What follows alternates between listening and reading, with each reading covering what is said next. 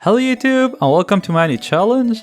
This time we'll try to take down Pokemon Blue with all my attacks at 30% accuracy. That's right, on average it will take me 7 turns just to land one tackle.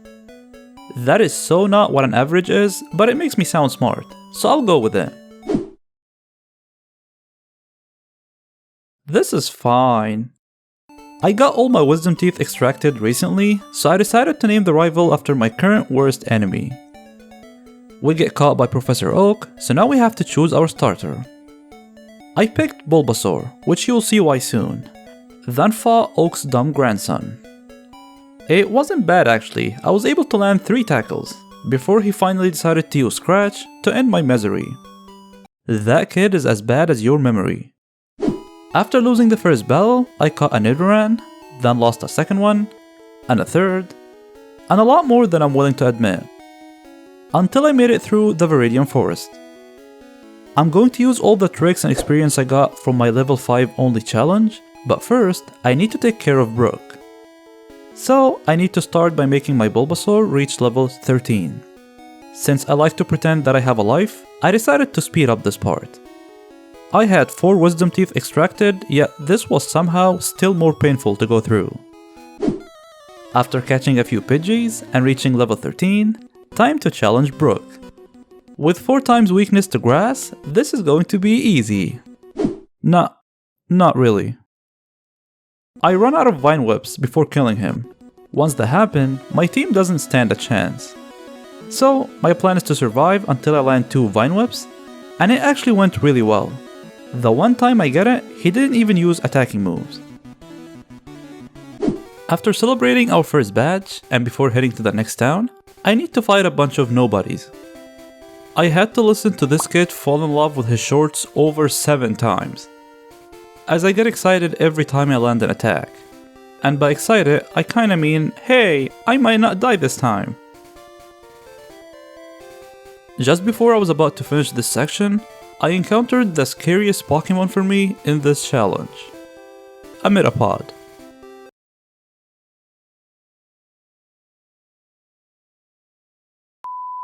I learned a few things in this challenge.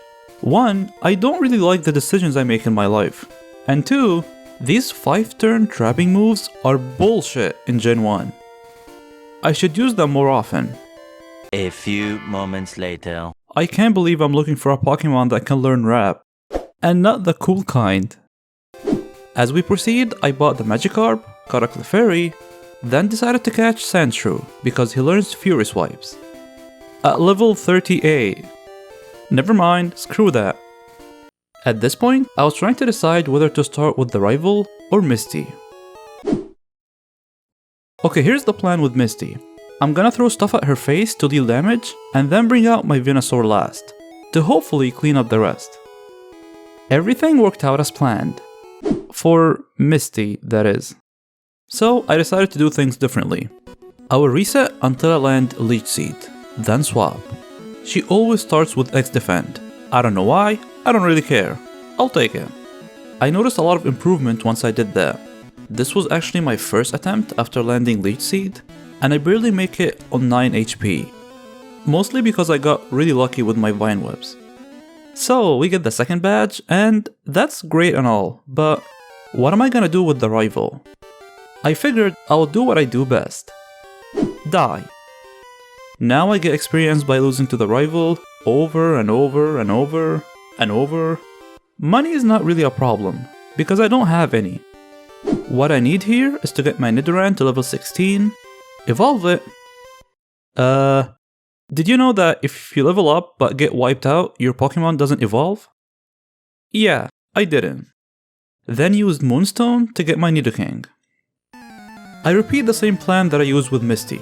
Start with Leech Seed until it lands, then slowly take down his first Pokemon. His Abra only knows Teleport, so I take advantage of that. I switch to Venusaur and wait until I land Leech Seed. Then I keep swapping between my 2 frontliners to recover them to full. Not that I can land an attack anyways. If I make sure Nidoking is up when Abra goes down, I can keep his Charmander last. So, after taking down his Rattata, it was a matter of landing Leech Seed. Apparently I outspeed his Charmander, and I managed to land it. I even got it first try, but it wasn't needed, because he doesn't go for Ember right away. A few turns later, and I managed to defeat the rival. Now this is great news. Even though I have more battles to take, I unlock more Pokemon. So I catch a Bellsprout that knows Rap, save the dumb genius who got himself stuck. I learned that trapping moves with Leech Seed can be a powerful combo. Once an attack lands, it traps the target, and the remaining turns aren't affected by accuracy, while at the same time I'm healing. Not that it matters. I caught the overpowered Dugtrio while he was using Dig, defeated the rival with it.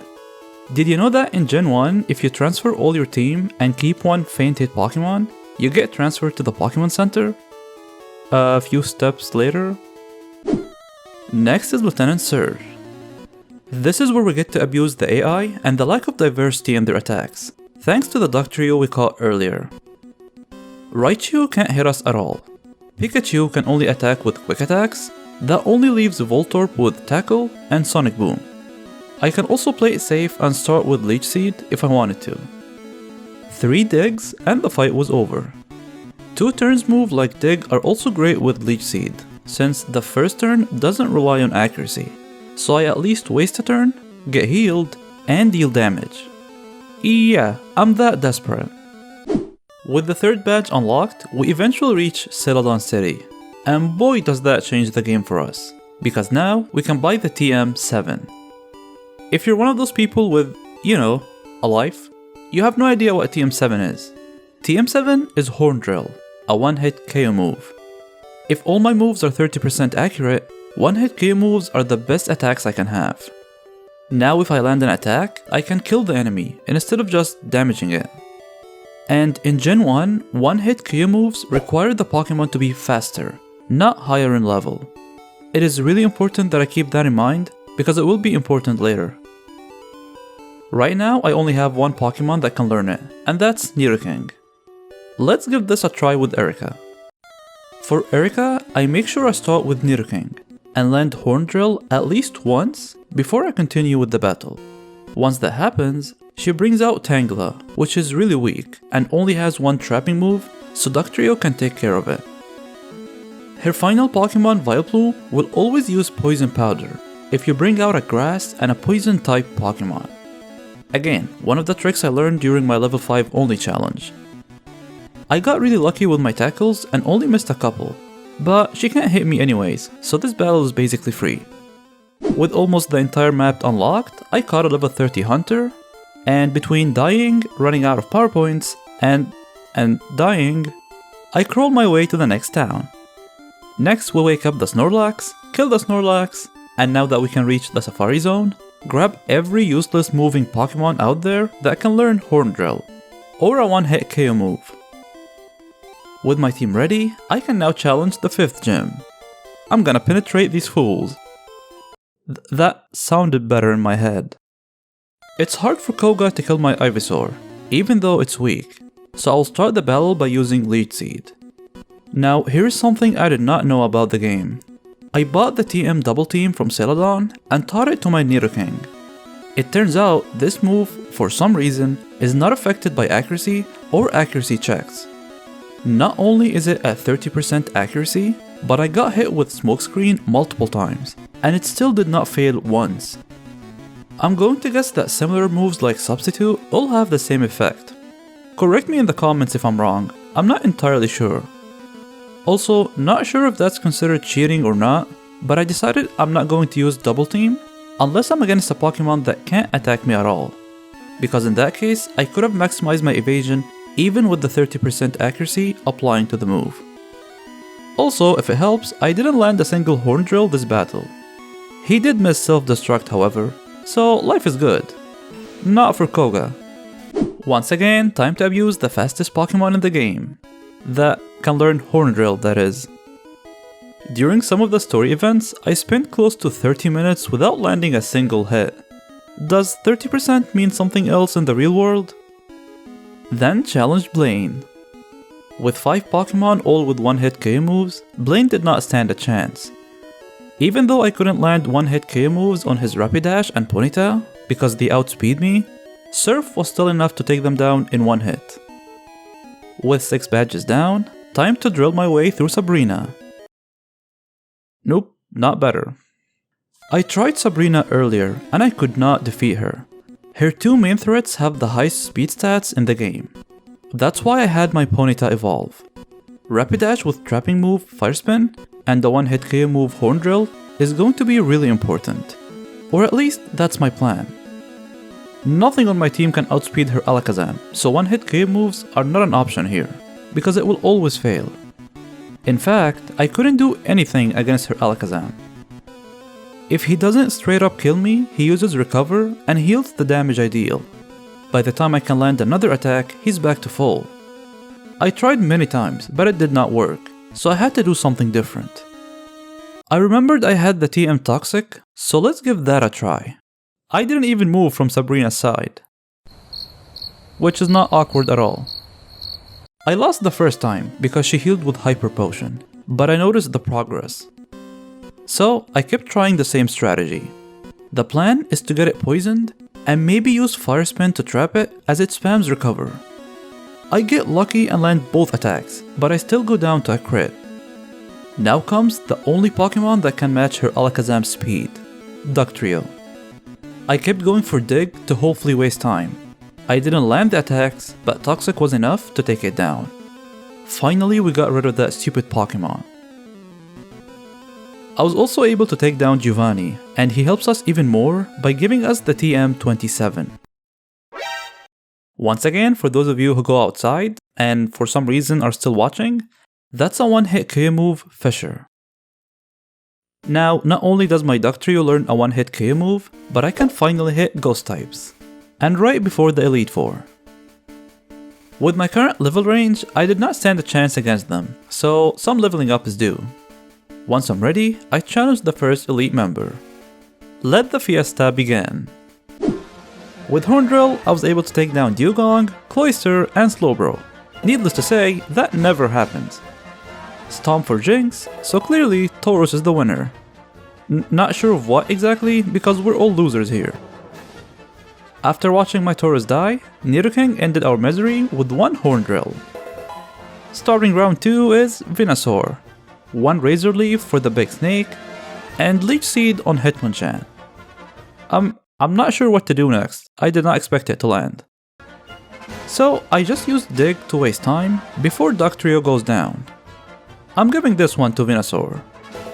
Then Nidoking made a comeback as he Horn Drilled the Hitmonlee, surfed the Onix, and took down Machamp. Next is Agatha, and this is where the fun ends. After so many attempts, I tried starting with Leech Seed, but she swaps. That is such a normal person move, why would she do that? And in Gen 1 of all games. Here's the problem. Gengar is one of the fastest Pokemon in the game, only outsped by 8 Pokemon, none of which can learn a one-hit KO move. Well, except for one, and that's Dugtrio. He was the MVP of this battle, as I take down both her Gengars with Fissure, Arbok with Earthquake, and her remaining 2 with the rest of my team. I was only able to land Leech Seed once on her Golbat, but that was enough to defeat Agatha. I actually tried not to use one-hit KO moves too much if I can help it, because I don't have enough Ethers and Elixirs, but once I made it to Lance, I knew that I had enough. Now it's time to challenge the fake champion. Gyarados is a huge threat, so with Lance, I reset until I land Leech Seed. This means his Gyarados is so dead. I was so wrong, as he kills my Venusaur, my Rapidash, and my Dewgong. What? My saving grace is that Lance is a smart AI in this game, and because he's a smart AI, he's gonna hit me with his super effective, unstoppable, 100% accurate Psychic move, Agility, with all 3 of his dragons. So yeah, because Nidoking is weak to Psychic moves, I was able to win this one. This is one of those rare cases where I'm going to use Double Team, since they will never attack me. I normally lose this battle because of his Aerodactyl, but this time I was able to land Surf, taking it down. Finally, the last battle, and every 13 years old's nightmare. Dentist. I'm underleveled and he has an Alakazam, so I need to be smart with this one. Pidgeot has 3 flying moves that he can choose to go for against my Venusaur: Sky Attack, Wing Attack, and Mirror Move. I want anything that is not Wing Attack. This gives me a chance to go for Leech Seed and Swap. I don't think I mentioned this before because I rarely get it, but in Gen 1, if you get Leech Seed and Toxic on a Pokemon, Leech Seed's damage will increase every time, stacking just like the poison. The healing also gets increased, so that was pretty nice. Because my Rapidash was poisoned, I decided to keep it for Alakazam and see if I can get it poisoned. I do, so I'm going to change how I normally do this battle. The thing I didn't have with Sabrina's Alakazam that I do now is Dugtrio, but instead of going for one-hit KO moves, I'll just use Dig and wait for the poison. I thought that was pretty risky, but it actually worked out.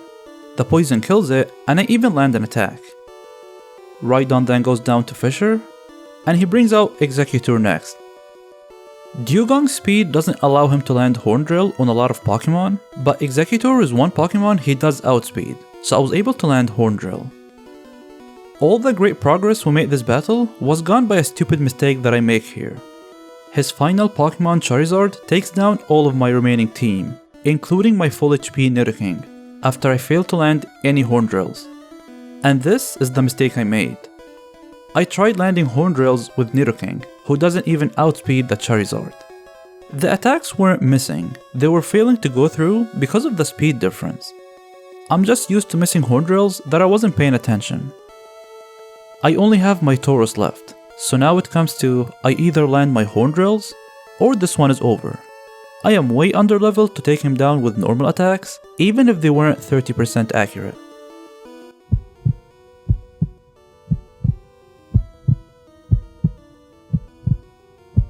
And we landed! I am so thankful for Tauros' speed stat. And with that, the challenge is complete. I'm going to upload the Professor Oak battle on my Patreon, as well as some additional footage. I'm trying to focus more on my YouTube channel, and your support will definitely help. I hope you enjoyed this one, and see you next time.